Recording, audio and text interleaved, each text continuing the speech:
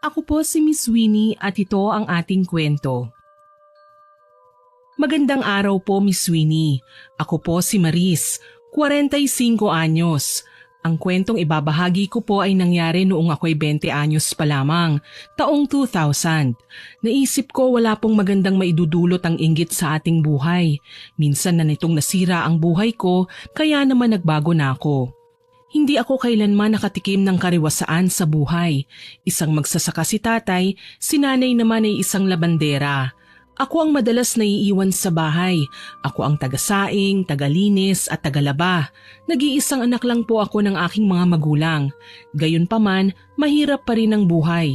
Salat kami sa pang-araw-araw, lalo na't may buwanang renta pa kami sa lupang aming sinasaka. Kung minsan, ako man ay naghahanap ng sideline para naman kahit papaano makatulong ako kina tatay at nanay sa pagkakaroon ng kita. Isang araw, nagtutupi ako ng mga nilabhang damit nang marinig ko ang paulit-ulit at hirap na pag-ubo ni nanay. Hindi mapakaling nilapitan ko siya. Nanay, magpahinga ka muna. Kanina ko pa napapansin yung ubo mo ah. Ah, nako anak, wag mo kong alalahanin. Ayos lang ako. Pagod lang ito. Mamayang konti mawawala na rin ito. Inay, napapadalas po kasi ang ubo niyo eh. Parang lalong lumalala. Napapansin ko pa na madalas kang hingalin. Kapag natutulog ka naman sa gabi, naririnig ko ang parang pagsipol sa dibdib mo. Parang hindi na po normal yan. Magpa-check up na po kaya kayo sa doktor. Anak, gastos lang yung iniisip mo eh. Alam mo naman na medyo nalugi tayo ngayon sa taniman. Dinaanan ng nakaraang bagyo ang dapat sana ay aanihin natin sa buwang ito. Check up lang naman po, inay. Magkano lang ba yun? Para malaman natin kung ano ba talaga ang nararamdaman ninyo. Sige na, inay, para naman hindi ako gaanong nag-aalala. O siya, papayag na ako. Basta magpakonsulta lang tayo ha. Kung may gamutan man na magaganap, okay na ako sa herbal. Sige po, inay. Ang mahalaga malaman natin kung ano po ang dahilan na inuubo kayo. Dinala ko nga sa sentro sa bayan si inay. Nagpakonsulta kami at binigyan ng reseta para sa gamot ng ubo. Sinabi sa akin ng doktor na kailangan makainom kagad ng gamot si nanay dahil nakitaan siya ng early signs ng COPD o Chronic Obstructive Pulmonary Disease. Kailangan lang na maagapan bago lumala. Dinala ko kagad sa pinakamalapit na butika si nanay. Bala kong bilhin ng mga gamot na para sa kanya dahil may konti naman akong naipon. Iiling-iling na hinarap ako ni nanay. Anak, sinabi ko naman sa'yo na wag na tayong gumastos pa. Ayoko nang mabawasan pa ang ipon mo. Inay, ayos lang po yun. Malaki na ako, kaya ko na ring dumiskarte para makatulong sa inyo. Huwag kayong mag-alala, kahit ito lang po. Naku, mahalaga pa naman po sa inyo itong inhaler. Tapos itong gamot para sa inflammation. Sabi ni Doc kailangan din nating mabili. Kaya ako na pong bahala. Hayaan niyo na ako. Kasi naman anak, ayoko lang na maging pabigat sa ating pamilya. May kinakaharap na nga tayong problema. Tapos dadagdag pa ba ako? Inay, hindi pandagdag ng problema ang ginagawa natin. Para din naman po ito sa ikabubuti natin ni tatay. Kayo na lang po ang meron ako. Ayokong mawala kayo ng maaga sa akin, inay. Mahal na mahal ko po kayo. Mahal din naman kita, anak. Ayoko lang kasi na mahirapan ka. Kaya palagi kong tumatanggi sa bawat aya mo sa akin na magpakonsulta. Maliban pa doon, natatakot ako sa pwedeng mangyari sa atin kapag nalaman ko kung ano ba talaga ang nararamdaman ko. Inay, wag niyo na pong isipin yun. Ang perang gagastusin natin ay para sa gamot at iba pang pangangailangan. Kaya po nating kitain yun. Pero ang buhay, inay, iisa lang po yan. Kaya pahalagahan po natin. Dahil sa mga sinabi ko, napapayag ko si nanay na bumili ng mga gamot. Kahit papaano gumaan ang pakiramdam ko, Miss Winnie. Kahit ganito lang ang buhay namin, pinahahalagahan ko ang aking mga magulang. Gagawin ko ang lahat ng aking makakaya para sa kanila. Higit sa lahat, hindi ako papayag na masaktan sila dahil lang sa pinansyal na kakulangan namin. Pagdating sa bahay, natuwa ako nang madatnan ng boyfriend kong si Brian. Hi babe, kumusta? Umalis pala kayo ni tita. Oo nga pala, may dala akong mga kakaning dito sa paper bag. Binili namin yan kanina ni mama. Nako, nakakahiya naman iho. Tita, okay lang po yun, walang problema. Gusto din naman ni Mama na padalhan kayo eh. Napasyal ka, babe. Oo. Gusto sana kitang yayain mamasyal eh. Pwede ba? Sige na, iha. Samahan mo na ang kasintahan mo. Ayos lang naman ako rito. Isa pa, baka dumating na rin maya-maya ang tatay mo. May makakasama na ako. Sigurado ka ba, inay? Baka naman magtrabaho ka pa mamaya, ah? Hindi na. Pangako, matutulog lang talaga ako. Napanatag naman ang loob ko sa sinabi niya kahit papaano.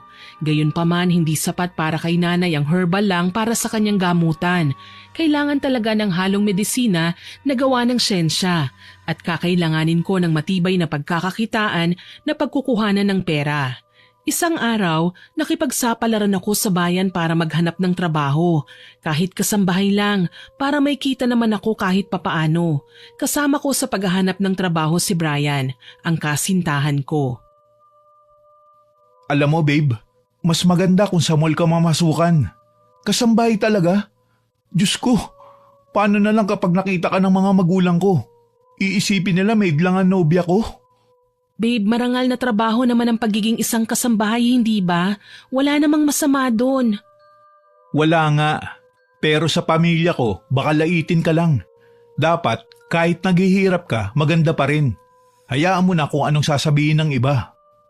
Wala namang problema sa akin yan eh. Kaso lang hindi pwedeng umasta kong senyorita ngayon. Marami kaming kailangan bayaran, Brian. Ay nako, ewan ko sa'yo. Sinabi ko naman na kaya kitang tulungan eh. Bibigyan kita ng pera. May paninindigan ako, babe. Hindi tayo kasal para bigyan mo ako ng pera. Lalong hindi naman ako baldado para umasa na lang sa'yo. Ikaw ang bahala. Siguraduhin mo lang na hindi ka mauhuli ng mga magulang ko ha. Ngumiti ako sa kanyang sinabi. Ewan ko ba, Miss Sweeney, nararamdaman ko naman na mahal ako ni Brian at ganun din ako sa kanya. Pero iba ang mindset ni Brian. Ang gusto niya palagi siyang pinupuri, pati na ang mga tao sa paligid niya. Wala siyang pakialam saan man ako galing o ang pinagmulan ng pamilya ko. Ang mahalaga lang sa kanya, marunong akong magpanggap na mayaman na may class. Kailangan walang masabi sa akin ang pamilya niya. Kahit mataas ang standard niya sa kanyang sarili, ay hindi pa rin napigilang magkagusto sa akin. Ako naman, hindi magawang sundin ang payo niya. Kailangan ko talagang matulungan ang aking mga magulang. Tuloy, napadpad ako sa isang kalye kung saan nakatira si Miss Eva. Sa kanya ako namasukan bilang kasambahay. Kaya mo bang maglaba, magluto at maglinis?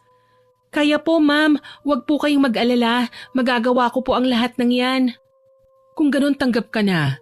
May ilang batas lang ako dito sa bahay na hindi pwedeng baliin, ha? Una, ayokong pumapasok ka sa loob ng aking kwarto. Ikalawa, hindi ka na pwedeng lumabas tuwing gabi. Higit sa lahat, bawal magpapasok ng kahit sino sa bahay. Nakakaintindihan ba tayo? Naiintindihan ko po, ma'am. Maraming salamat sa pagtanggap sa akin. Walang anuman. Sige, pwede ka na magsimula ngayon. Nagsimula na nga akong magtrabaho bilang isang stay-in na kasambahay sa tahanan ni Ma'am Eva. Nalaman ko isa pala siyang mananahi at may iba-ibang naggagandahang damit na nakadisplay sa kanyang butik na nasa harapan din naman ng kanyang bahay. Doon siya naglalagay araw-araw. May mga customers din si Ma'am at kadalasan mga mayayaman na nagpupunta sa tindahan niya. Nagpatuloy ako sa pagtatrabaho sa kanyang tahanan. Habang tumatagal, nakakabisado ko na ang pasikot-sikot sa bahay niya. Mabait naman si Ma'am Eva, kaso may pagka-strikta. Kapag sinabi niyang bawal, talagang bawal. Tuloy kapag nagkikita kami ni Brian, ang dami kong kailangang irason sa kanya. Buwisit naman oh. Bakit pa kailangan pang umuwi kagad? Sana nagpaalam ka na lang na bukas ka na makakabalik. Anong klaseng amo ba yan? Masaol pa sa tunay na nanay. Hayaan mo na. Sumasahod naman ako eh. Tsaka naniniguro lang si Ma'am Eva na hindi ako mapapahamak. Alam mo, hindi ko na gustong ituloy mo pa ang pagtatrabaho. Wala ka na yatang kalayaan. Palagi ka na lang nakasunod sa Eva na yan. Kailan mo nga lang nakilalang babaeng yan eh. Please naman, Brian. Huwag mo naman akong pagbawalan na magtrabaho. Alam mo naman na sa ganitong paraan lang ako makakabawi kina tatay at nanay eh. Bahala ka. Malaki ka na. Alam mo na ang ginagawa mo. Ang sa akin lang, oras na malaman ni na mama ang trabaho mo, baka pati ako itakwil nila. Ano ba kasing problema niyo sa trabaho ko? Hindi ba dapat masaya ka? Kahit kailan, hindi ako matutuwa sa pagiging kasambahay mo. Alam mo, mas maganda kung ako mismo ang magreklamo kay Eva na gawin kang assistant eh. Yun mas okay pa yun, kaysa sa ganyan. Tsaka na natin pag-usapan yan. Ang mabuti pa ihatid mo na lang ako nang maibigay ko na kinananay ang una kong sweldo. Walang nagawa si Brian kundi ang ihatid nga ako sa bahay namin. Sa may pinto pa lang ng aming tahanan, natanaw ko na si nanay na nakaabang sa akin. Alam niyang pauwi ako dahil nakitext ako sa amo ko na papunta na ako sa bahay ngayon. Kaagad na nagbago ang timpla ng mukha ni Brian. Kay lapad na ng ngiti nito na animoy tuwang-tuwa na makita ang mga magulang ko. Napairap na lang ako sa taglay niyang kaplastikan. Ewan ko ba kung bakit nagkagusto ako sa ganitong klaseng lalaki na para bang deadma lang sa hirap na pinagdadaanan ko. Hindi ko naman siya mahiwalayan kasi iniisip ko pa lang nasasaktan na ako. Mahal ko po si Brian kahit pa umangal ang iba sa loob ng 2 buwan naming pagiging magkasintahan. Maliban pa doon, sikat si Brian sa aming lugar. Palibhasa anak ng negosyante kaya mataas ang tingin sa sarili. Lahat din ng mapadikit sa kanya, sikat at kilala sa lipunan. Alam kong mahirap lang ako pero kahit papaano, nagagamit ko ang kasikatang yon para maghanap ng mapapasukang trabaho. Napakurap-kurap ako nang magsalita si Brian sa harap ng aking ina. Tita, kumusta? Iho, wag mo na akong itita. Hindi naman ako sosyalin kagaya ng iba eh. Tita, okay lang po. Deserve mo naman pong tawaging tita kasi nga nanay ka ng girlfriend ko. Kahit na anak, nakakahiya pa rin. Tama na ako sa Aling Rina. Inay, may dala po pala akong pasalubong sa inyo. Kamusta po kayo ni tatay dito? Ayos lang naman kami, anak. Ikaw, baka naman pinapagod mo na ng husto ang sarili mo. Naku, hindi po, inay. Ayos lang po ako. Wala na kayong dapat na alalahanin pa. O Maris, ilalabas ko lang yung binili nating ulam ha? Naku, tabang-tama. Nakapagsaing na ako. Masaya naman ang naging salo-salo ng aking pamilya at ni Brian. Marami akong naikwento sa kanila tungkol sa lugar, trabaho at ugali ng aking amo. Panatag naman si nanay dahil ipinaliwanag ko sa kanya na may pagkastrikta si Ma'am Eva, lalo na sa kahalagahan ng oras. Kaya naman nang magpaalam ako sa kanya kinahapunan, hindi na niya ako pinigilan. Basta anak, kapag medyo nahihirapan ka na, umuwi ka na lang dito sa bahay ha? Narito lang kami ng tatay mo. Tatandaan ko po yan, nanay. Kayo rin po, mag-iingat kayo ha? Tara na, babe. Sige. Naglakad na kami palayo sa bahay at pumasok na sa nakahimpil na sasakyan ni Brian. Tahimik siyang nagmaneho hanggang sa makarating kami sa bayan at huminto sa harapan ng bahay ni Ma'am Eva. Muli, sumimangot na naman ang kanyang muka. Napansin ko yon kaya nagtatakang napatingin ako sa kanya. Anong nangyari sa'yo? Ikaw, hindi lang kita maintindihan. Bakit? May nagawa ba akong mali? Wala naman. Hindi lang kita maintindihan eh. Alam ko naman na nahihirapan ka na dahil halos wala ka nang tinira sa sahod mo. Pero bakit mo pa nagawang sabihin sa nanay mo na okay ka lang? Ano bang gusto mong sabihin ko? Yun naman ang totoo, hindi ba? Brian naman, mag-isip ka nga. Ayokong malungkot si nanay kaya umaasta akong okay kahit sa totoo lang nakakapagod. Sino ba naman ang hindi napapagod, hindi ba? Paano naman ako? Anong sasabihin ko sa pamilya ko? Na isang kasambahay ang girlfriend ko? Nakakaya yun, Maris. Kung ikinahihiya mo naman pala ako, bakit ka nagtsatsaga sa akin? Tapusin na lang natin ito, Brian. Teka lang, Maris! Mabilis kong binuksan ang pinto ng kotse ni Brian at patakbong pumasok sa gate ng bahay ni Ma'am Eva. Mangyak-ngyak akong lumibot sa maid's quarter at doon humagulgol. Hindi ko na pinansin pa ang mga pagkatok at pagtawag sa akin ni Brian. Alam ko naman na magpapaliwanag lang siya at ako naman na isang dakilang marupok ay hindi matitiis ang lalaki at mapapatawad kagad ng wala sa oras. Nagpupunas na ako ng luha nang magulantang sa biglaang pagsulpot ni Ma'am Eva sa aking harapan. Umiiyak ka? Nag-away ba kayo ng boyfriend mo? Ma'am, ginulat niyo naman po ako. Kanina pa ako rito. Hindi mo ba ako napansin? Pasensya na po, ma'am. Hindi ko tuloy kayo nabati. Okupado po kasi ang isipan ko eh. Hayaan niyo po at hindi na mauulit. Huwag kang mag-alala. Isipin na lang natin na wala akong nakita. Halika, sabayan mo muna ako sa hapunan. Alam ko talaga na maaga kang makakauwi. Maraming salamat po, ma'am. Kaagad akong sumunod kay Ma'am Eva sa kusina. Natakam ako sa nakalatag na pagkain sa mesa. May pista ba? Bakit ang daming pagkain? Puro masasarap pa at mukhang galing sa mamahaling mga restaurant. Huwag ka nang magtaka kung bakit maraming pagkain. Birthday ko ngayon. Ganito lang talaga ako mag-celebrate. Nililibre ko ang sarili ko. Pero ngayon 2 na tayo.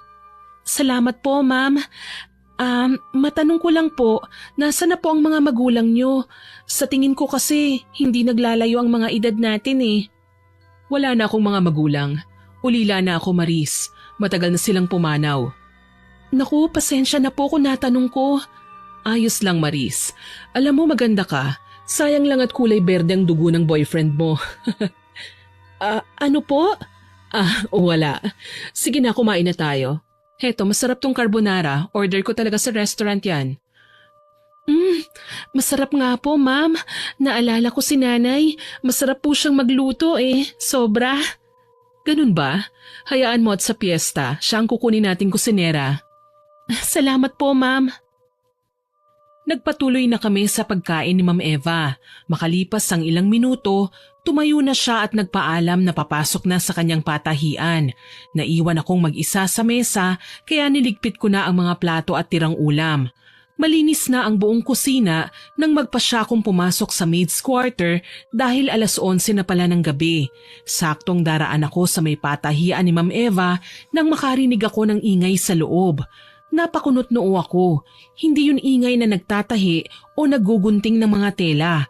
Ang ginagawa niya ay umuusal ng mga lengguaheng hindi ko maintindihan kung ano. Para kasing orasyon? Sinubukan ko siyang silipin sa decorative wall at kaagad na nakita ko ang kanyang ginagawa. May hawak siyang manika, dinadasalan at pinapatakan ng kandila. Hindi ko matandaan kung napalakas ba ang pagmumura ko dahil nalilisik ang mga matang napalingon ng aking amo sa dingding kung saan ako nakatayo. Napasinghap ako ng kaibilis na nakatayo si Ma'am Eva at pinagbuksan ako ng pinto. Buti na lang umakto akong napadaan lang. Maris, kanina ka pa dyan? Sinisilip mo ba ako? Ha? Napadaan lang po ako, ma'am. Papunta po ako sa kwarto. Bakit po? May ipag-uutos po ba kayo? Wala. Akala ko nakasilip ka sa akin eh. Ay naku, ma'am. Hindi ko naman po alam na nariyan pala kayo. Nagulat nga po ako nang biglang bumukas ang pinto eh. Akala ko po multo. Multo? Hindi totoo ang multo, Maris. Mas matakot ka sa mga buhay. Marami silang kayang gawin. Nakakapanakit sila at nakakagawa ng mga kababalaghan na hindi natin inaasahan. Sa bagay tama naman po kayo. Paano po? Baka naaabala ko na kayo ng husto. Papasok na po ako sa kwarto. Natutup ko ang aking bibig at kaagad na umatras. Pinangunahan ako ng takot kaya dali-dali akong umalis at nagtago sa aking kwarto. Hindi ko na napansin ang nagdududang tingin sa akin ni Ma'am Eva nang makatalikod na ako. Kinaumagahan, maaga akong gumising at naghanda ng almusal. Nagulat ako dahil gising na din si Ma'am Eva. Nagpapabili siya ng hot pandesal sa bakery. Kaagad akong tumalima. Sa labas ng bahay, naririnig ko ang usapan ng mga nagkukumpulang tao. Isa sa kanila ang lumapit sa akin at nakipag-usap. Iha, kumusta? Mukhang bago ka lang dito sa lugar namin. Ngayon lang kita nakita. Ako nga pala si Mang Cesar. Ikinagagalak ko po kayong makilala, Mang Cesar. Ako naman po si Maris. Ako ay isang albularyo. Ikaw, hindi pamilyar ang mukha mo. Opo. Nagtatrabaho po ako kay Ma'am Eva bilang isang kasambahay. Kay Eva baka mo? Yung mananahe? Opo, buti naman po at kilala niyo ang amo ko. Akala ko talaga wala siyang kakilala dito sa lugar niyo eh. Hindi ko personal nakilala si Eva, Iha. Pero matagal na akong nakatira dito. kaya kilala ko siya. Si Eva, bata pa lang ako ay nariyan na sa loting yan. Ano po? Tama bang narinig ko? Bata pa lang kayo, nariyan na siya sa bahay niya? Imposible naman po yata yun. Halos magkasing edad lang po kami o matanda lang ng konti ang amo ko sa akin. Marami ka pang lihim na hindi nalalaman, Iha. Payo ko lang, umalis ka na dyan. Darating ang araw, sisilawin ka ng kakambal niya sa lahat ng bagay na meron sila. Magkakaroon ka ng matinding udyok na kunin ang mga ito at gagamitin niyan linlang para makuha niya ang kabataan mo. Sige po Mang Cesar Kailangan ko na pong bumili ng pandesal. Maiwan ko na po kayo. Kaagad na akong tumakbo at hindi na pinansin ang mga pagtawag sa akin ni Mang Cesar. Tingin ko sa matanda, may sira ang ulo. Halos takbuhin ko na nga ang distansya ng bahay ni Ma'am Eva para makapasok kagad sa loob. Anong nangyari sa'yo? Wala po ma'am. Akala ko lang po hahabulin ako ng aso. Matatakutin po talaga ako sa mga mababangis na aso Ganun ba? Mukha ka kasing may iniiwasan sa labas Wala po. Huwag niyo pong isipin yon. Sige, sabi mo Oo nga pala, halika may ipapakita ako sa'yo. Ano po yon? Basta, ilapag mo na muna sa mesa yung pandesal at sumunod ka sa akin sa shop. Tumango naman ako at nilapag nga sa mesa ang supot na may lamang tinapay.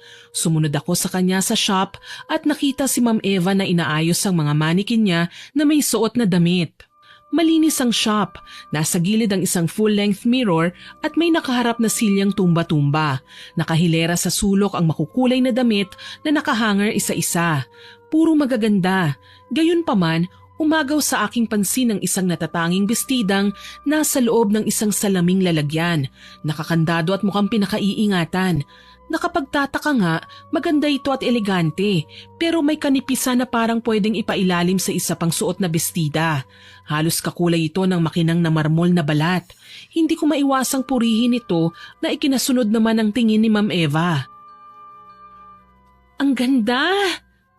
Maganda nga, pero hindi yan para sa iba. Bawal isuot ng kahit na sino.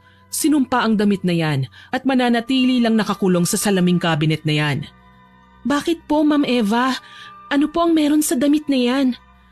Kagandahan, kabataan, lakas ng loob. Lahat ng yan tataglayin ng isang tao kapag suot ang bestidang yan. Ako mismo ang nagtahi at nagpalamuti. Kaso lang may kapalit ang lahat ng magagandang katangian kapag naisuot ang damit. Isusumpa din ng taong nagkaka-interes dito. Parang nakakatakot naman po yun, ma'am. May iba po tayo. Sa tingin ko po mamahaling klase ang tela niyan Diyan ka nagkakamali, Maris. Hindi yan basta tela. Balat yan ng mga taong namayapa na. Mga taong dumaan sa matinding paghihirap dahil sa aking pambabarang. Mga taong sa pagkamatay nila ay tinanggalan ko ng balat sa parting pinakamakinis. Pinagtagpi-tagpi hanggang sa mabuo at maging isang damit. Ma'am naman, hindi ko po alam na palabiro po pala kayo.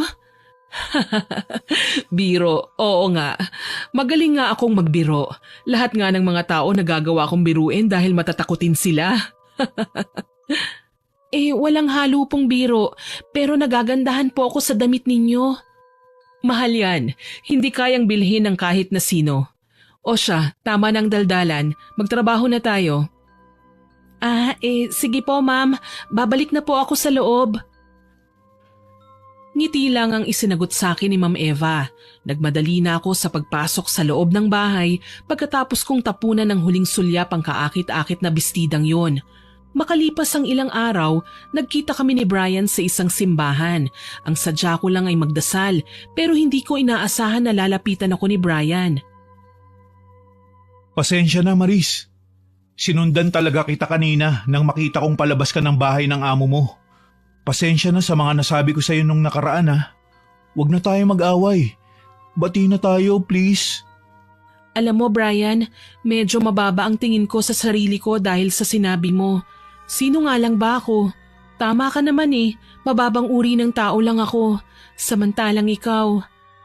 Babe, wag mo naman sanang sasabihin yan. Hindi naman kita tinitignan sa ganung paraan Ang hirap lang kasi, hindi mo maiintindihan kapag ipinaliwanag ko sa iyo ang lahat. Yun na nga eh. Paano ba naman kita maiintindihan kung ganyang ayaw mong sabihin sa akin ng problema? Ha? Ano ba kasi? Kaya lang naman mataas ang expectation ko sa relasyon natin kasi... Bakit nga ba, Brian? Sorry babe, mahal kita okay? Ayokong isipin mo na niloloko lang kita. Pero habang tumatagal, napapagtanto ko sa sarili ko na lalaki ang gusto ko babe. Bakla ako babe. Ano? Babe, kaya ako masyadong conscious sa kung ano man ang meron tayo. Dahil natatakot ako na makitaan ako ng butas ng mga magulang ko. Na malaman nila ang sikreto ko. Babe, ikaw na lang ang inaasahan kong makakaintindi sa akin. Patawarin mo sana ako. Hindi ko alam kung anong sasabihin ko sa sinabi mo, Brian. Ano ka mo? Bakla ka? Sa tagal nating naging magkaibigan bago tayo naging magnobyo, ngayon mo lang sinabi sa akin yan? Ano, hindi ka ba kontento sa pagmamahal ko sa'yo? Kaya pipiliin mo na lang na magmahal ng kapwa lalaki, ha? Babe, hindi totoo yan. Ako ang may problema, hindi ikaw. Babe, intindihin mo naman ako, please. Halos araw-araw, iniisip ko kung paano ko ba aayusin ang sarili ko para naman maging kamahal-mahal sa paningin mo. Tapos ganito lang ang kahahantungan ng lahat? Mabigat ang loob ko na tinalikuran si Brian. Hinawakan niya ako sa palapulsuhan para pigilan sa tangka kong pag-alis. Ngunit pumihit lang ako paharap sa kanya tsaka siya ginawaran ng malakas na sampal. Sa pagkakataong ito, nagdadabog akong umalis. Walang pakialam kahit pa pinagtitinginan na kami ng maraming tao. Ang mahalaga lang sa akin, makaalis ako at makalayo sa lalaking mapanlinlang na nagpatibok ng puso ko. Halos buong araw akong nagkulong sa aking kwarto. Babangon lang kapag nauuhaw. Tapos hihiga na naman at tititig sa kisame. Halos wala ako sa sarili. Napilitan lang ako lumabas nang tawagin ako ni Ma'am Eva at nagpapahanda siya ng makakain. Sa tingin ko may pinagdadaanan ka. Sino bang nakaaway mo sa labas at ganyan na lang ang pamamaga ng mga mata mo? Wala po, ma'am. Huwag niyo na lang po akong alalahanin. Ayos lang po ako. Sigurado ka? Parang hindi mo kayang magtrabaho eh. Okay lang po talaga ako, ma'am. Tsaka hindi ko po pababayaan ang trabaho ko. O siya, bukas ng umaga aalis ako. Mawawala ako ng ilang araw. Babalik ako Huwebes na ng gabi. Ikaw nang bahala rito sa bahay, ha? Opo, ma'am. Ako na po ang bahala. Babantayan ko po maigi ang bahay ninyo.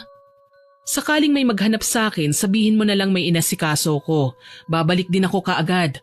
Pero yung sinasabi ko sa'yo, ha? Wag na wag kang papasok sa shop dahil hindi ka pwedeng pumasok doon nang wala ako. Nagkakaintindihan ba tayo? Opo, ma'am. Tatandaan ko po. Sa bahay lang po ako.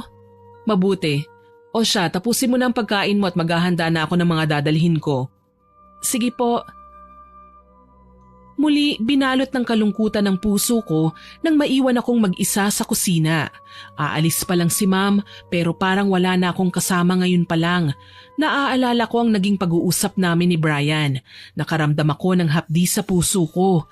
Bakit ganun? Marami namang hindi perpektong relasyon. Sa amin, tanggap ko na may pagkukulang kami ni Brian sa isa't isa. Pero bakit kailangan masira pa ang pagtitiwala namin sa bawat isa? Okay kami dapat pero dahil lang sa maling akala ko, nagkasira kami ni Brian. Ipinagtapat pa niya ang sikreto niya. Dapat ko ba siyang husgahan? Oo, aminado ko. Minsan naiinis na ako sa pagiging conscious niya sa ayos ko, sa mga gamit ko, sa katayuan ko. Pero dapat ko bang ikagalit yun? Bakit pakiramdam ko tinraidor niya ako? Ang tagal naming iningatan ng relasyon naming dalawa. Sa isang iglap, natapos kaagad. Wala nang kasunod na kabanata. Bakit ganun? Oo at nasasaktan ako. Pero mas nangingibabaw ang awa ko at pagmamahal ko kay Brian sa kabila ng mga ipinagtapat niya. Bakit parang mas nag-aalala ako na baka hindi ko na siya makita pa ulit? Diyos ko, gabayan mo po ako. Ayoko nang makaramdam ng sakit. Gawin mo pang manhid ang puso ko. Tuloy, tila ako robot kung kumilos habang naglilinis sa buong kabahayan kinabukasan. Bumuntong hininga ako nang damputin ng black bag na may lamang basura at inilabas yun sa may tarangkahan. Nagulat pa ako nang magsalita si Mang Cesar sa katapat na bahay mula sa kinatatayuan ko. Iya, hindi ba't sinabi ko na sa'yo na umalis ka na sa bahay na yan? Ano pang ginagawa mo? Habang nagtatagal ka, mas lalo ka lang mapapahamak. Hindi ka niya sasantuin oras na mabihag niya ang kamalayan mo. Mang Cesar, hindi ko po kayo maintindihan eh. Bakit pa na yan paninira niyo sa amo ko? Wala naman po siyang ginagawang masama sa inyo eh.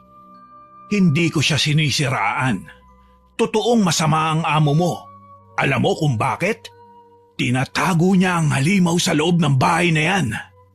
Hindi ko po kasi kayo naiintindihan, Mang Cesar. Anong halimaw? Napakabait po ng amo ko.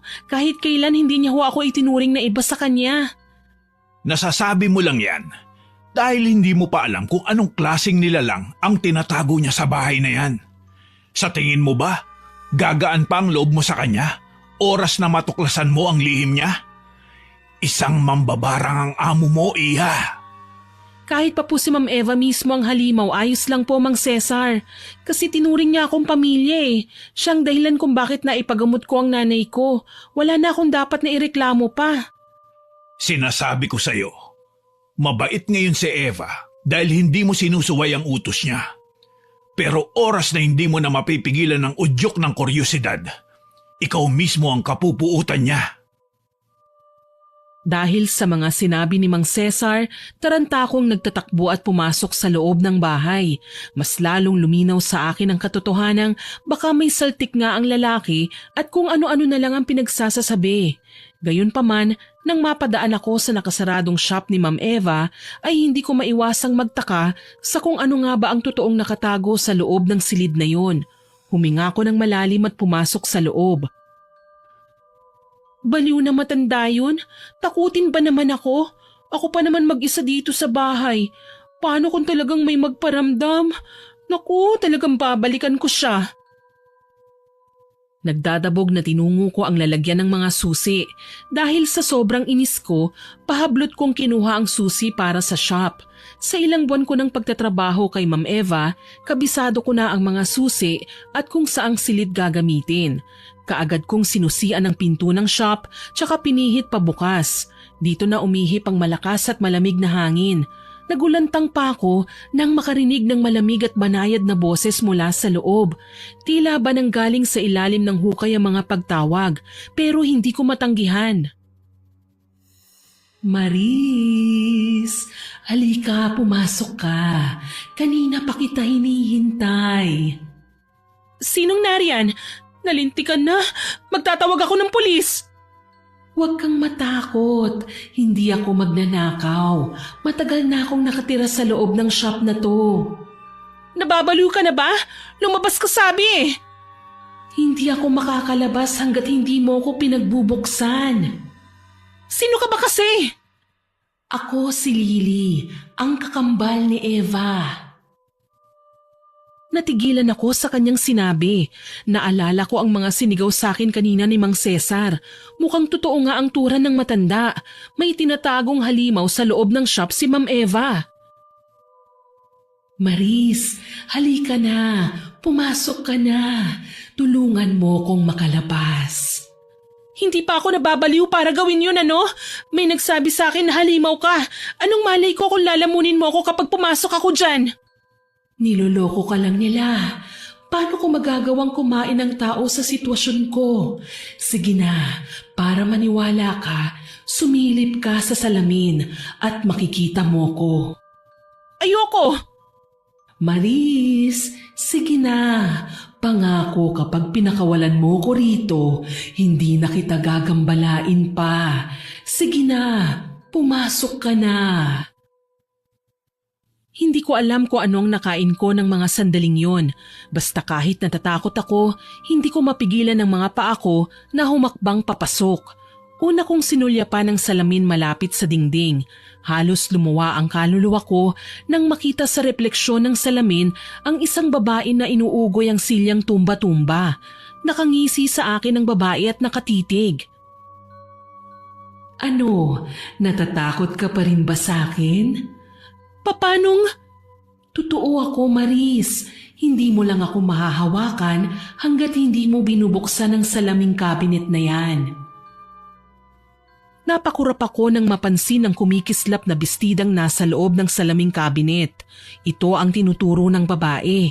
Totoo nga kaya, nagulat ako nang mapahakbang ako papalapit sa salamin. Para mawala ang pagdududa mo sa akin, hawakan mo ang salamin. Sa pamamaraang yan, mababawasan din ang takot mo sa akin. Anong gagawin ko dyan?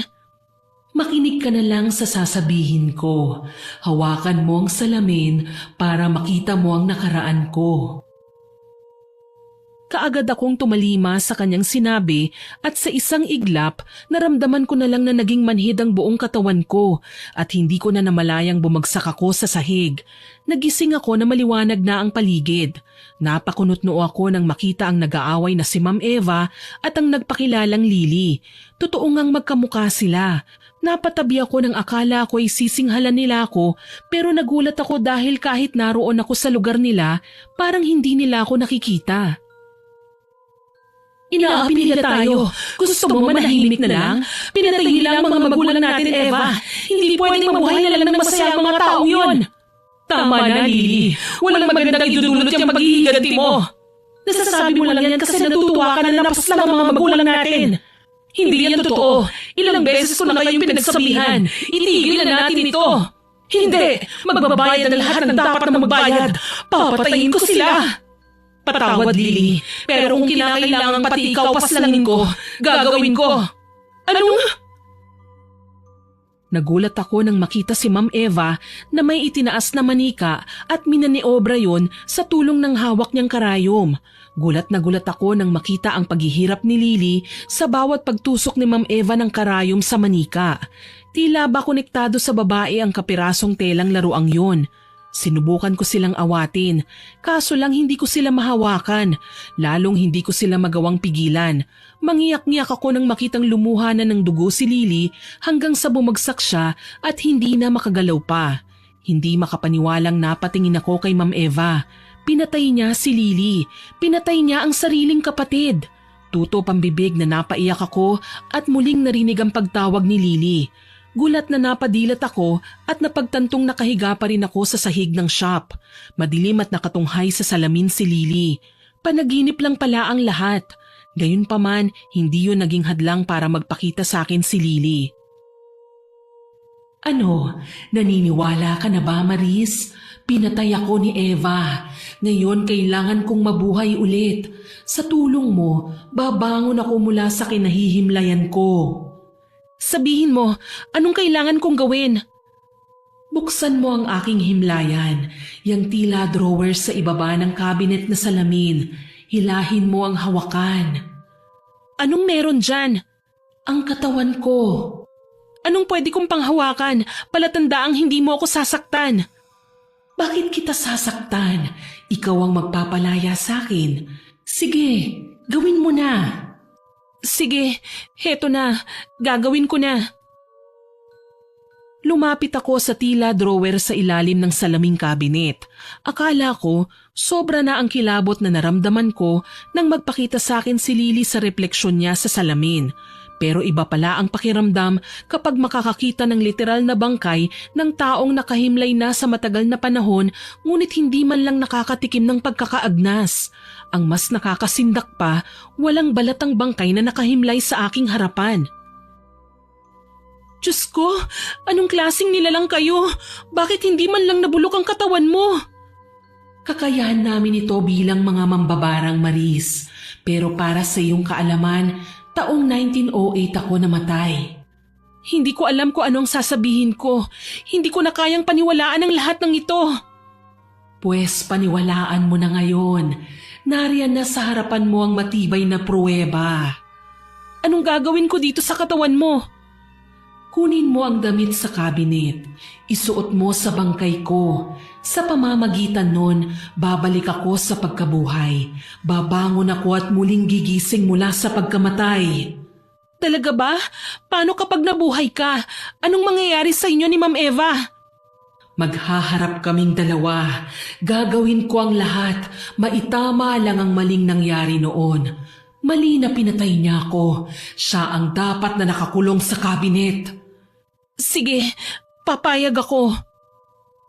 Ginawa ko kagad ang lahat ng mga sinabi niya. Kinuha ko ang damit sa salaming lagayan. Pagkatapos, kahit natatakot ako, ay pikit mata kong sinayad ang aking palad sa malamig na bangkay. Pilit na isinusuot ang bestida na napag-alaman kong mula sa sariling balat ni Lily. Kaya pala mo'y natuklap ang kanyang balat. Ginawa yung bestida. Nang maisuot ko na ang damit sa kanyang katawan, umusal ng ritual si Lily kahit nasa salamin lang siya. Aktong magliliwanag ang bangkay pero wala namang nangyayari. Takang muli akong napatingin sa salamin. Bakit ganun? Walang nangyari. Akala ko bababangon ka gamit ang katawan mo. Hindi ko alam kung bakit, pero isa lang ang nasisiguro ko. May orasyon kasama sa bangkay ko. Ito ang dahilan kung bakit hindi ako makapasok sa katawan ko. Kailangan mo akong tulungan. Tama na to. Alam mo naman sigurong amo ko si Ma'am Eva. Naging mabuti siya sa akin. Isa pa, malaki ang sinuway ko sa batas na gusto niyang sundin ko. Huli na ito, Maris. Subukan natin ang ibang paraan. Tanggalin mo ang damit sa aking bangkay at isuot mo. Magbakasakali tayo. Hindi ko alam kung anong nakain ko at sinunod ko siya. Pero mabilis kong naisuot ang damit na labis niyang ikinahalakhak. Tagumpay! Ngayon mabubuhay na ako! Ano? Bakit hindi bumangon ang bangkay mo? Bakit pa natin pag-aaksayahan ng panahon na buhayin ang bangkay kung pwede naman akong mabuhay sa katauhan mo? Ano? Nilinlang mo ako? Alam mo kung bakit? Kasi tatanga-tanga ka! Manloloko ka! Manggagamit! Oo nga pala, ang nakita mo sa iyong panaginip ay kaputol lang ng tunay na nangyari. Likas na sa aming pamilya ang magbigay ng sumpa, salot at karamdaman sa mga bayan. Ako, si ina at si ama. Kaso lang, likas na maawain si Eva. Naging hadlang siya sa lahat ng plano namin. Isang araw, hindi na niya napigilan ng sarili. Ipinagkanulo niya kami. Tinuro niya sa taong bayan kung saan kami nagtatago. Noong tinutugis kami, ibinenta niya kami dahil sa pagmamahal niya sa mga tao. Kaya namatay ang aking mga magulang. Hindi pa siya nakontento. Ako man ay pinahirapan niya at pinatay. Pero hindi ang kamatayan ang pipigil sa aking paghahasik ng lagim. Sa pamamagitan mo, muli akong magbabalik! Napasigaw ako nang maramdamang tila ba dumikit sa aking balatang damit. Sinubukan ko itong tanggalin pero hindi ko magawa. Mo'y kinabit sa pamamagitan ng pagtahi ang balat ko at ang bestidang gawa naman sa balat ni Lily. Tila kami naging isa. Sa puntong ito, humahangos na dumating si Ma'am Eva. Namumutlang hinarap ko siya. Ma'am, magpapaliwanag po ako. Paano mo nagawa ito, Maris? Pinagkatiwalaan kita. Bakit mo sinuway ang sinabi ko? Hindi ko po kagustuhan ito. Nilinlang ako ni Lily. Hindi pwede ito. Maghahasik siya ng lagim oras na mabuhay siya sa katawan mo. Anong gagawin ko, Ma'am? Kailangan mong mamatay. Ma'am, maawa po kayo sa akin. Ayoko pong mamatay. Pasensya na, Maris, pero ito ang kailangan nating gawin. Kapag napatay na kita, matatanggal na rin ang sumpa na iginawad sa'yo ni Lily. Sindak na napatakbo ako at panay ang iwas sa kanya nang habulin ako ni Ma'am Eva. May hawak siyang kutsilyo. Balak niya talagang totohanin ang sinabi niya sa akin. Halos mapaos ako sa kasisigaw nang makorner niya ako sa isang sulok. Isasaksak na lang niya sa akin ang kutsilyo nang nanlalaki ang mga matang napatitig siya sa akin. Ilang sandali pa, bumagsak siya sa aking paanan. Tumambad naman sa aking likuran si Brian. Nanginginig na ibinagsak ang may kabigatang flower vase na ipinukpok niya pala sa ulo ni Ma'am Eva. Napasigaw ako sabay yakap sa kanya. Brian, salamat at niligtas mo ko. Pasensya ka na kung pumasok na ako. Naririnig ko kasi mula sa labas ang pagsisigaw mo. Nag-aalala ko. Tulungan mo akong makaalis dito, Brian. Papatayin ako ni Ma'am Eva. Ano ba kasi ang ginawa mo? Mahabang kwento, pero ipapaliwanag ko naman sa'yo. Sige, halika. Kukunin natin ang mga gamit mo. Patawarin mo ako, Ma'am Eva. Ayoko pang mamatay, kaya wala akong pagpipilian kundi ang tumakas mula sa'yo. Kaagad kaming umalis at sumakay sa kotse nang makasalubong namin si Mang Cesar. Napaantanda pa siya nang makita ko at kaagad na hinawakan sa braso. Buong akala ko, hindi ka kailanman magpapalinlang sa mga taong nabubuhay sa dilim. Pero tinanggap mo ang maligno. Namumuhay na siya ngayon sa katawan mo. Ano pong ibig niyong sabihin, Mang Cesar? Tara na, babe. Maris! Bumalik ka rito! Bilis, baka maabutan niya tayo. Pasensya na po, Mang Cesar, pero kailangan ko na pong umalis. Walang nagawa ang matanda nang makita niyang nagmamadali na akong sumakay ng kotse. Kaagad itong pinaharurot ni Brian. Nanatili lamang akong tahimik habang pinagmamasdan ng bawat kalsada at magagandang tanawin na nilalagpasan namin. Malayo-layo na kami sa syudad nang muli akong magsalita. Hindi ko alam kung anong dahilan at bigla kang dumating kanina sa bahay ng amo ko. Pero nais ko sanang magpasalamat sa'yo. Niligtas mo ako sa tiyak na kapahamakan. Pasensya na, Maris. Hindi lang kasi ako mapakali na hindi ka makausap ng maayos. Ayoko naman na magtanim ka sa akin ng sama ng loob dahil sa ginawa ko. Brian, wala ka namang ginawang masama eh. May nangyari lang na hindi maganda. Pasensya na rin kung naging makitid ang isipan kong intindihin ka ng mga panahong yun. Ayos lang. Tanggap ko naman. Isa pa, sa tingin ko, karapatan mong malaman ang tungkol sa lihim ko. Hindi pwedeng itago ko yun sa'yo. Yun na lang ang list na magagawa ko. Salamat ha. Kahit alam mong mahihirapan ako o masasaktan, mas pinili mo pa ring maging tapat. Ikaw lang ang taong pinakamalapit sa akin, maliban sa nanay ko. Problema lang nito si Papa. Natatakot ako na baka hindi niya matanggap ang sitwasyon ko. Na baka ikagalit niya ng gustong pagiging bakla ng uniko iho niya. Huwag kang mag-alala. Ang magulang ay magulang. Kahit ano pa ang maging desisyon natin sa buhay o pipiliing maging tayo sa hinaharap, tatanggapin nila yan. Eh ikaw, matatanggap mo kaya ako? May magagawa ba ako? Siguro masakit pa sa ngayon, pero hayaan na natin. Bilang parte ng pagmamahal ko sa'yo, tatanggapin ko ang naging kinahinatnan ng relasyon natin. Mas lalo tuloy ako nakukonsensya. Alam mo Brian, mas masarap magsimula ng bagong buhay kung magiging totoo ka sa sarili mo. Ipagtapat mo sa pamilya mo ang tungkol dito. Naniniwala ako na magiging maayos din ang lahat. Salamat. Hindi ko tuloy alam kung ano ang sasabihin ko. Sasagot pa sana ako kay Brian, kaso lang biglang nanikip ang dibdib ko. Halos mamutla ako nang maalala ang damit na kanina lang ay sinuot ko pero kakatuwang hindi ko na matanggal sa katawan ko.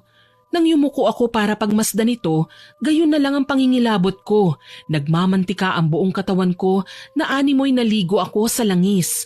Ang mantikang yon ay tila ba asido na dahan-dahang lumalapno sa aking balat. Dito na ako napasigaw ng sobra. Sakto namang huminto si Brian at napagtantong nasa harap na pala kami ng bahay namin. Diyos ko, Maris! Ano nangyari sa'yo?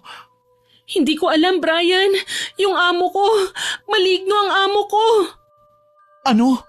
Sigurado ka ba? Bakit mo naman nasabi yun? Halika, ibalot mo na muna ang jacket ko para makapasok tayo sa inyo. Natatakot ako.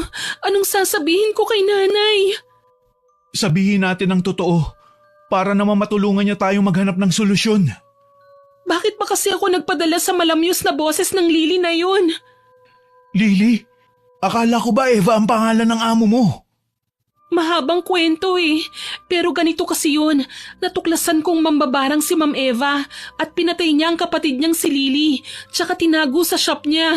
Binalatan niya ang bangkay nito at ginawang damit na may orasyon. Hindi ko alam kung bakit at paano nagkaroon ng koneksyon si Lily sa akin. Nagawa niya akong kausapin at udyukan na isuot sa kanyang damit para mabuhay siyang muli. Seryoso ka ba? Baka naman nag-a-addict ka na ha? Hindi, ano ka ba? Totoo ang sinasabi ko. Kaso lang nang isuot ko sa bangkayang damit, hindi siya nabuhay. Kailangan niya ng mapagkukuhanan ng lakas kaya pumayag akong panandalian na isuot sa katawan ko ang damit. Kaso lang ayaw na itong matanggal eh. Ito ang dahilan kung bakit kinailangan kong umalis ng bahay ng amo ko. Dahil balak niya akong patayin. Nasa akin na raw ang sumpa. Nalinlang ako ni Lily, Brian. Kailangan kong tanggalin ang sumpa na ito. Nag-aalalang pinagmasdan ako ni Brian. Nang mapansin niyang nakakaagaw na kami ng atensyon sa ibang kapitbahay, dali-dali niya akong inalalayan papasok sa bahay namin. Nagulat pa si nanay nang magkasalubong kami sa munting sala. Brian, Maris, anak, anong ginagawa niyo rito? Biglaan ang pagdating niyo ah. Hindi man lang kayo nagpasabi. Hindi tuloy ako nakapaghanda. Okay lang po, tita. Oo nga po pala, biglaan ang pag-uwi namin kasi may nangyari po. Wala po ako sa lugar para sabihin ang nalalaman ko. Pero kailangan po ni Maris ang tulong ninyo. Diyos ko, anak, anong nangyari sa'yo? Bakit nanlilimahid ka? Ano itong mga natutuklap sa braso mo? Aray, masakit po, inay! Brian, anong nangyari sa anak ko? Saan ba kayo nagpunta?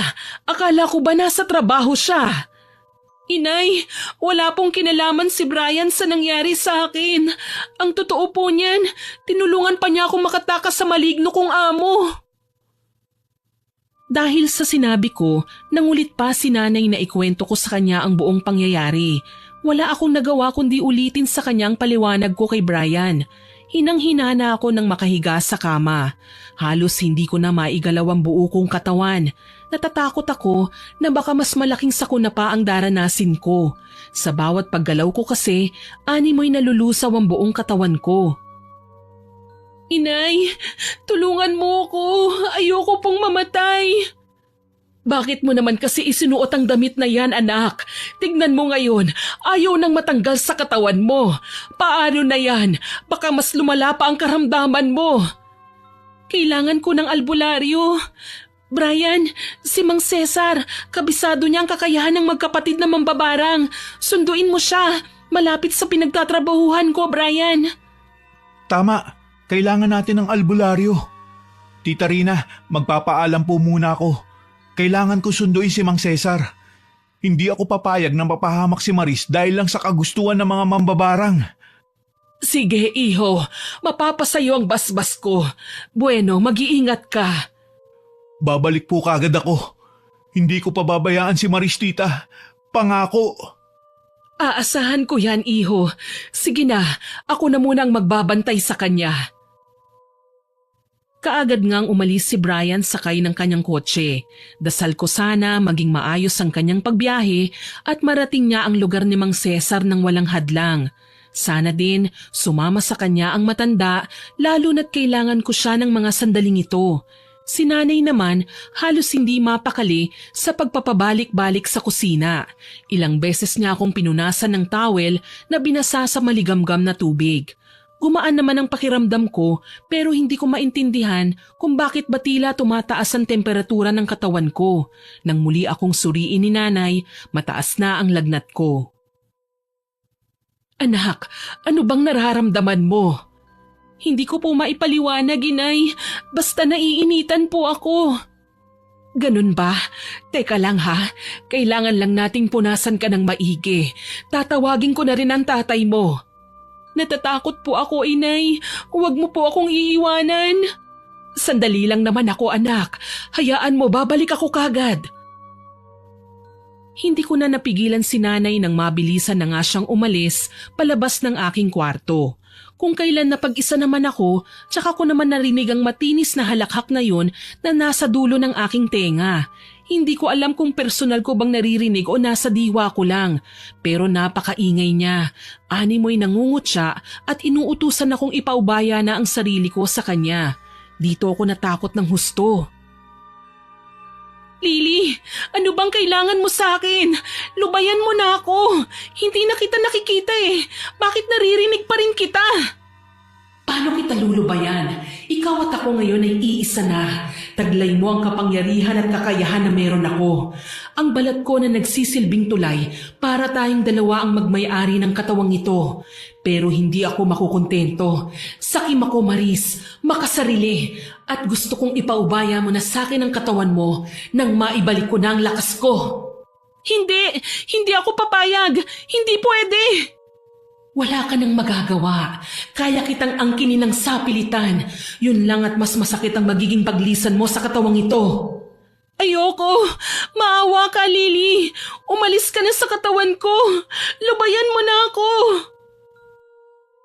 Nagwala ako, nagpapadyak at halos mamilipit sa pagpupumiglas.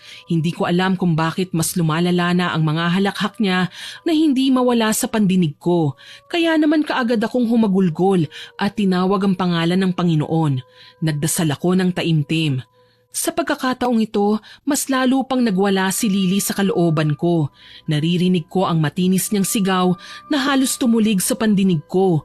Gusto ko man siyang tanggalin sa sistema ko, wala naman akong magawa. Kailangan ko siyang tiisin hanggang sa dumating na sina Brian at Mang Cesar. Hinang-hina na ako nang dumating si Brian kasama ang albularyo. Maris, kumusta ka na? Huwag ka nang mag-alala ha. Nandito na si Mang Cesar. Nakahanda siyang tulungan ka. Hindi ko na kaya, Brian. Gusto ko nang magpahinga. Huwag kang magsalita ng ganyan, babe. Hindi pa ako nakakabawi sa'yo. Huwag kang susuko. Lumaban ka. Una pa lang ay binalaan ko na siya sa pwedeng mangyari kapag hinayaan niyang kontrolin siya ni Lily. Pero hindi siya nakinig sa akin. Pakipaliwanag naman po, Mang Cesar. Gagaling ba si Maris o hindi? May paraan, iho. Kailangan niyang tanggihan ang alok ni Lily na pagsapi sa kanyang katawan. Narinig mo yun, Maris? Ikaw lang ang makakatanggi sa alok ni Lily sa'yo. Kailangan mo siyang labanan. Huwag kang papaapekto sa kanya. May alam akong orasyon na pwede mong basahin, Iha. Sa tulong nito, malalabanan mo ang udyok ni Lily. Dahan-dahan ding luluwag ang kapit ng balat na bestida sa iyong katawan. Pakiusap, magpakatatag ka. Tahimik akong lumuha nang marinig ang kanilang mga sinabi.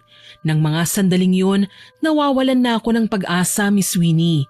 Hindi ko alam kung paano paaalisin si Lily sa katawan ko para akong sinapian ng demonyo. Halos hindi ko magawang magdesisyon para sa sarili ko. Palaging may kumukontra. Iyo, kailangan mo akong tulungan. Sa anong paraan po, Mang Cesar? Kahit ano gagawin ko para kay Maris. Gagawa ako ng pangontra para hindi makausal ng ritual si Lily sa loob ng katawan ni Maris. Sige po, ano mga kailangan kong gawin? Ano po ang kukunin ko? Bago pa man masagot ni Brian ang dapat sana ay sasabihin ni Mang Cesar, nagulat kaming lahat nang bumukas ang pinto ng aking kwarto at pumasok si nanay pero hindi siya nag-iisa. Kasama niya si Ma'am Eva. Hintakot akong napasiksik sa kama. Naaalala ko ang ginawa niya kanina na muntik niya akong kitlan ng buhay dahil sa ginawa ko. Tsaka paano niya nagawang makarating dito sa aming bahay? Naniniwala akong kailangan niyo ng tulong ko para pigilan ang pagnanais ni Lily na maangkin si Maris. Ma'am, huwag mo po akong sasaktan. Maawa po kayo sa akin. Hindi ko po intensyon na nakawin ng bestida. May kumokontrol lang po sa akin. Alam ko, Maris, at yun ang dahilan kung bakit ako nahihiya ng ganito. Kanina, akala ko kamatayan mong solusyon para makawala ka sa sumpa ni Lily, ang kapatid kong ubod ng sama at ipinaglihi sa pagpatay at pag-aalay ng dugo ng tao. Pero nagkamali ako. Sa pagtatangka ko ng masama sa iyo kanina, natagpuan ko ang isa sa mga kahon na nilagyan ng mga itim na libro ng aking yumaong mga magulang. Hinalungkat ko ang mga yun at nakita ang ritual na susugpo sa mga sinumpang gamit kagaya ng pagmamayari ni Lily. Buong akala ko, masama ka kagaya ng kapatid mo. Pero napatunayan kong mali ako at gagawin ko din ang lahat. Mabawi ko lang ang mga masasamang salitang iginawad ko sa iyo. Naiintindihan ko naman po kayo, Mang Cesar. Kahit sino naman talaga, magdududa sa tunay kong motibo. Pero isa lang ang maipapangako ko. Hindi ako mananakit ng inosente. Si Lily ang nararapat nating ibalik sa impyernong pinanggalingan niya. Kailangan lang po nating magtulungan. Alam kong magiging maayos din ang lahat. Tama ka, Iha. Maraming salamat din. Hindi mo hinayaang manahimik ang kaalaman mo. Mula ngayon, babaguhin ko na ang mga paniniwala ko. Maging sa pagiging mambabarang ay kailangan din pala tayong mag-adjust. Hindi sa lahat ng pagkakataon, patayan kagad ang gagawin natin. Minsan may mga tamang proseso sa paggawa ng solusyon. Tama ka, Iha. At natutuwa ako sa'yo dahil dyan. Naisip ko lang na sa tagal ng panahon kong nabubuhay sa mundo, nananatili akong nakatago sa anino ng kasamaan ng pamilya ko. Oras na para baguhin yon. Hirap na nilingon ko sila habang nag-uusap. Narinig ko pa, sinabi ni Ma'am Eva na maaagnas daw ako kapag hindi ko tinanggap ang kaluluwa ni Lily sa katawan ko. Kaya sinimulan na nila akong talian ng kulay pulang tela sa magkabilang braso at binti, maging sa leeg at sa bewang. Dalawa silang gumagawa ng ritual na sinasabayan ng pagpapausok ng insenso. Nagulat talaga ako, Miss Winnie. Parang mahabang lubid kasi ang ginawa nilang pagtali sa akin. Sa bawat usal nila ng mga dasal ay may pinababasa din sila sa aking orasyon. Kahit hirap, pinipilit kong mabasa yon. Kinilabutan ako ng magkulay itim ang ibang parte ng kulay pulang telang ipinantali nila sa akin. Kaya pinutol ito ni Ma'am Eva gamit ang gunting. Ang pulang tela, nagre-representa sa buhay mo, Maris. Ang itim naman ay si Lily. Oras na gumapang ang itim at mawala ang kulay pula, kusa na siyang papasok sa katawan mo. Kaya umusal ka ng pinakamabisang dasal na alam mo. Hindi lang ito basta pagtaboy sa isang masamang espiritu, Maris. Ito ay pagpapaalis na rin sa kaluluwa ng demonyo na gustong umangkin sa'yo. Labanan mo ang kapatid ko. Kahit mahirap, gagawin ko po. Makabawi man lang ako sa mga naging pagkukulang ko po sa inyo, Ma'am Eva. Maris, huwag kang susuko ha. Kaya mo yan. Ang mabuti pa, sa labas na muna tayo magpunta, Brian, iho. Hayaan na muna natin silang gawin ang mga kailangan nilang gawin. Nang makalabas ang dalawa sa kwarto, hinawakan ni Ma'am Eva ang aking kamay. Nagulat ako nang mapansing may ibinigay siya sa akin na punyal. Kahit anong mangyari, wag na wag mong bibitawan ang bagay na ito. Yan ang punyal na makakapatay sa mga kauri ko. Hindi natin siya mapapalabas sa katawan mo, lalo na't tuso si Lily. Pero tayo ang lalapit sa mundong kinabibilangan niya para labanan siya. Isasagawa natin ang astral projection para mahawakan at masaktan siya. Pero ma'am, hindi po ako marunong nun. Ako ang gabay mo, Maris. Wag na wag ka lang bibitiw sa akin. Ngayon, susundin mo ang sasabihin ko. Ako ang magsisilbing tagabantay ninyo, Eva. Tatandaan nyo lang ang liwanag mula sa gasera. Susundan nyo ito para makabalik kayo sa tunay nating mundo. Huwag kayong mag-alala. Poprotektahan ko kayo habang wala pa kayo sa inyong kamalayan. Maraming salamat po, Mang Cesar. Ipikit mo ang mga mata mo, Maris. Sinunod ko ang sinabi ni Ma'am Eva. Pinanatili kong blanko ang aking isipan at pinayapa ang kalooban. Mas naging malinaw sa akin ang tunog ng mga bagay sa paligid. Ang huni ng mga ibon, ang tiktak ng orasang nakasabit sa dingding, ang kumukulong tubig mula sa takure sa kusina, ang mga buntong hininga ni Mang Cesar. Lahat ng yun, tila musikang naghehele sa amin para mas mapayapa pa ang aming diwa. Ilang sandali lang, nagulat ako nang gumaan ang aking pakiramdam. Parang nawala ang bigat at kung hindi ko pahawak ang kamay ni Ma'am Eva, pakiramdam ko nga ay lumulutang ako. Nagulat ako dahil dilat lang naman ang mga mata ko, pero bakit parang may nagbago?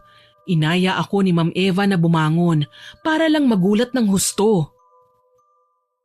Maris, bumangon tayo. Diyos ko, paano nangyaring nakahiga ako gayong nakatayo ako ngayon? Yan ang katawang lupa natin. Sa ngayon mga kaluluwa tayo. Pero taglay natin ang ating kamalayan. Alam nating delikado itong ginagawa natin. Pwedeng hindi na tayo makabalik. Pero kailangan nating talunin si Lily. Saan po tayo pupunta? Sa kabilang dimensyon, ang mundong kinabibilangan ng mga kagaya ni Lily. Dahil sa kanyang sinabi ay kinilabutan ako ng husto. Gayunpaman, kailangan kong maging matapang. Nariyan naman si Ma'am Eva na magsisilbing gabay ko. Magtitiwala ako sa kanya. Lumayo nga kami sa kinaroroonan ng aming mga katawan. Nakita pa namin si Mang Cesar na nagsasagawa ng orasyon para walang anumang elemento ang makalapit sa aming mga katawan para saniban nito habang wala pa kami. Tinungo namin ang kawalan hanggang sa napansin kong may munting liwanag sa di kalayuan. Ayon kay Ma'am Eva, yun daw ang astral plane. Doon kami papasok para makarating sa kinaroroonan ni Lily. Napasigaw ako nang lamunin kami ng nakakasilaw na liwanag at naramdaman na lang ang pagbagsak namin sa kung saan. Nang imulat ko ang aking mga mata, nagulat ako ng husto. Nasa isang pamilyar na kalye kami, sa harap ng bahay nila Ma'am Eva, taon 1908. Bumalik tayo sa nakaraan? Ito lang ang naisip kong solusyon, Maris. Masyadong malakas ang puwersa ni Lily. Nababalot siya ng itim na mahika na ginagamit nila ni Ina para magbigay ng salot sa bayan. Alam mo bang nagpapadala sila ng mga peste sa taniman para magutom ang mga tao noon? Sa gabi naman, ginigising nila ang mga masasamang umaaligid para pumatay ng tao. Ito ang dahilan kung bakit sumuway ako sa kanila. Ano po ang eksaktong gagawin natin, Ma'am? Itatama natin ang maling nagawa ko. Halika na, tansyado ko lang ang oras ng mga pangyayari sa araw na ito. Sumunod ako kay Ma'am Eva nang pumasok siya sa bahay nila. Nagulat ako nang tumagos lang kami pero nakakapagtaka na bitbit ko ang punyal na bigay niya sa akin. Nakita namin sa loob ng bahay ang nagtatalong sina Ma'am Eva at Lily na nakita ko rin noong unang nagparamdam sa akin si Lily. Nagsisigawan sila pero hindi nila kami napapansin. Hinawakan naman ako ng aking amo. Gawin mo na, Maris. Isaksak mo sa tapat ng puso ni Lily ang punyal para hindi na siya mabuhay pa. Para maitama ang pagkakamaling nagawa ko noon. Ngayon na. Ma'am, ayokong pumatay ng tao. Patay na siya, Maris. Ang sumpa lang na iginawad niya ang pupuksain natin. Sumpa? Bago siya malagutan ng hininga, umusal siya ng sumpa na walang sino man ang makakaangkin sa kapangyarihan niya kundi siya lamang sa pagdaan ng panahon. Inunahan lang ako ng kasakiman kaya hindi ko naisip yon nang balatan ko ang bangkay niya. Sige na, malapit na niyang iusal ang mga kataga. Sa sinabi niyang yon, hindi na ako nagpatumpik-tumpik pa. Tumakbo ako at sinaksak agad si Lily ng kutsilyo sa tapat ng kanyang puso, kasabay ang pambabarang ni Ma'am Eva sa kanya. Sa pagkakataong ito, wala siyang naiusal kahit na isang kataga ng sumpa. Mas lalo pa akong nangilabot nang makitang marahan siyang lumingon sa akin na animoy nakikita niya ako at pinanlisikan ng mga mata. Talagang naglakbay pa kayo rito para maputol ang sumpa. Sakim ka, Maris. Kagaya ka rin ng kapatid ko. Pareho kayong maramot. Kung ito lang ang paraan para mailigtas ko ang buhay ko, gagawin ko, Lily. Pinapahalagahan ko ang lahat ng munting bagay na meron ako. Hindi ako kagaya mo. Sarili mo lang ang iniisip mo. Dapat kang pagdamutan at dapat mamahinga ka na. Ah! Tuluyan na ngang nanlaban si Lily sa animo hirap na kanyang natikman dulot ng pagkakasaksak ko sa kanya. Kaso lang, parang may kakaibang puwersa ang punyal na naging dahilan kung bakit bigla siyang nagliyab. Nagulat ako ng husto dahil noon lang ako nakakita ng taong nasusunog ng buhay. Sigaw ng sigaw pero walang magawa dahil dahan-dahan na siyang natutupok. Sa pagkakataong ito, napansin kong natatanggal na ang balat ng bestidang suot ko. Nalusaw kasabay ng pagkakaabo ni Lily. Dito na ako inaya ni Ma'am Eva. Kailangan mo nang bumalik, Maris. Ano pong ibig niyong sabihin, Ma'am Eva? Magkasama tayong pumunta dito. Magkasama rin tayong babalik. Sabi ko naman sa'yo, hindi ba? Itatama ko ang pagkakamali ko. Ako'y nabibilang sa panahong ito. Gumagamit lang ako ng pambabarang para mapanatiling bata at mabuhay pa ng mas matagal. Pero pagod na ako, Maris. Ayoko nang maging masama. Ayoko nang magdulot pa ng sakuna. Sa pagbalik mo sa tunay na mundo, ipangako mo sa akin, wala nang sino mang makikinabang sa lahat ng lagim na taglay ng bahay namin. Huwag na kayong babalik pa ron. Pero, Ma'am... Sige na, humayo ka na. Wala akong nagawa kundi ang lumabas ng bahay at muling tahaki ng madilim na landas na yun. Sinundan ko ang tila liwanag ng lampara hanggang sa higupin ako ng liwanag. Tumambad sa akin ang nakahiga kong katawan at bumalik doon. Sa aking paggising, walang kasinggaan ang naramdaman ko. Nawala na ang sumpa ng bestida pero kasabay noon ay ang pagpanaw naman ni Ma'am Eva. Maaaring walang maniwala sa akin pero tumanda siya ng ilang dekada. Puting-puti ang buhok at kulubot na ang mga balat. Isa na siyang malamig na bangkay ng magisnan ko. Mabuti na lang, hindi ako nahirapang ipaliwanag sa pamilya ko ang nangyari. Tinulungan ako ni Mang Cesar na ipaintindi yun. Tuluyan na rin akong gumaling sa mahiwagang sakit na dumapo sa akin. Ipinalibing din namin si Ma'am Eva bilang pagtupad sa mga hiling niya. Kaso lang, pinagchismisan ako ng mga tao na nabaliw daw ako. Walang naniwala sa lahat ng nakita ko at nasaksihan maliban sa pamilya ko. Mabuti na lang, hindi ako sinukuan ni Brian. Nakalaunan ay naging best friend ko na. Tanggap ko na ang pagiging bakla niya at sa totoo lang, mas naging masaya na siya ngayong naipapakita na niya sa kanyang pamilya ang tunay na siya. Kabado ako, girl. Akala ko talaga papatayin ako ni Papa. Buti na lang, suportado niya ako. As long as hindi ko papabayaan ang negosyo namin. Magaling ka naman eh. Napaka-professional mo nga eh. Tsaka salamat nga pala ah. Hindi mo ako sinukuan ng mga panahong hirap na hirap akong paniwalaan ng mga tao. Noong ipinaliliwanag ko sa kanila na totoo ang kababalaghan. Sus, hayaan mo sila. Mga inggiterang fraglet lang ang mga yun. So ano, ready ka na ba sa unang araw mo sa trabaho? Oo naman. Ito ang unang beses na papasok ako sa opisina. Kinakabahan ako pero alam kong nandyan ka naman para tulungan ako.